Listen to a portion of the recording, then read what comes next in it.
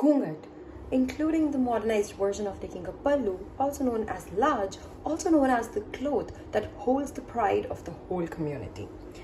While this Hinduized version of parda was followed staunchly in northern Hindi-speaking belt of India, Ajanta caves provide us with the information that southern parts of India had no reference to existence of this system. The custom of parda requires a woman to isolate herself by veiling her face, thus controlling her access from the world. One needs to acknowledge a woman's choice in her attire without imposing any norms, yet this does not hinder us from trying to deconstruct the historicity of such practices. During medieval period, Hindu brides were abducted by nomadic Islamic invaders, which led to quieter weddings, prevalence of daytime weddings, and use of ghungat for protection. There were similar crimes of abduction and killing against girls seen on the road. With expansion of Islamic empires and eventual embracement of suppression of women, Ghunghat system became increasingly regressive.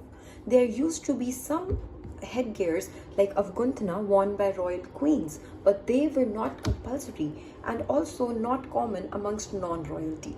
In a society where male pride is very significant and also fragile, seclusion of women has remained an essential aspect of male control to date.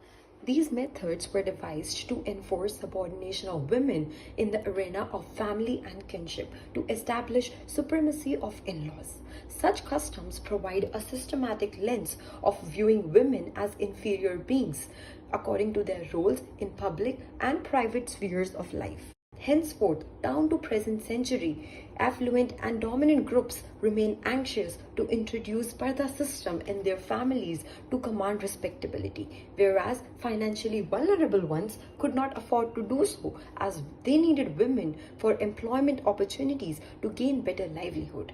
It is an irony that Ghunghat is revered as an inherited part of Indian culture. Society should take offense rather than pride when they force women into veils in the name of respect of the house, communities, etc.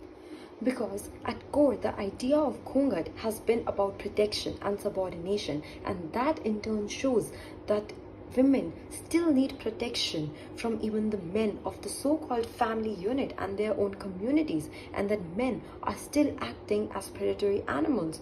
What are your thoughts?